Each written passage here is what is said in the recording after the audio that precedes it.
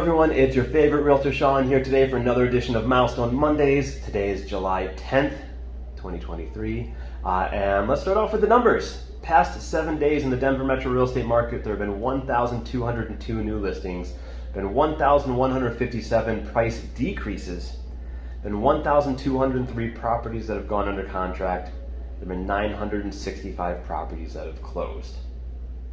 Now, we're just past the 4th of July weekend, which is typically runs about 25% less activity that weekend than the prior weekends ahead of it.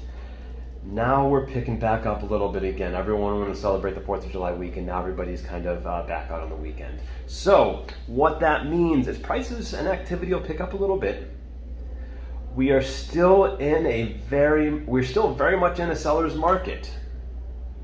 Now, even though the prices aren't as aggressive as they were in the spring, even though activity is a little less right now because it's in the summer months, people are still on vacations, it is still a seller's market. We're still multiple months supply worth of inventory away from being balanced. So that puts me in a good segue of what I wanted to talk about today. What I wanted to talk about is what happens when you make a lowball offer. Now, we're still very much in the seller's market. Buyers are afraid of spending this much money on a Metro Denver home, and I get it. However, when the value is this high, the equity growth potential is that much higher too. So all of these buyers, not all of these buyers, a lot of buyers want to find out a deal or find that deal and make a lowball offer.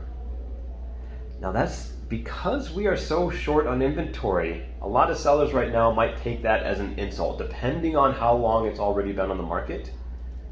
Sellers have a very legit reason to wait on the market, wait a weekend or two to see if they get their list price, if not more. And so these buyers who are looking for a deal, who come in to make a lowball offer the first weekend on the market, odds are it's not going to go very well. Now, part of my job is to help find out why the seller is selling, if the listing agent will give up that information. And if we can find that out, if they have to sell, if they need to get out by a certain amount of time, maybe we might have a little bit of leverage. But don't count on it. Even if it's obvious that the property is overpriced, that first weekend or second weekend, a lowball offer might not get us very far. Because there is such little inventory, because prices have been skyrocketing over the past handful of years, sellers want that higher price. A lot of sellers think their house will set the new price record in the neighborhood. So this is another reason why it's important to hire a skilled agent to help in your negotiation, to put you in the best position possible, to figure out why the seller's selling, to know these contracts, to know the situation, to know which direction the market's heading, and help advise and guide your process so we can get you under contract. Now, sellers, this is also important to understand too, because this is what buyers want right now. If we set the price at the new record sales price in the neighborhood, odds are we're not going to get it off the bat.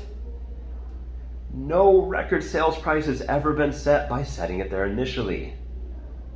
It's setting it competitively, making it attainable, and letting buyers and the market bid it up.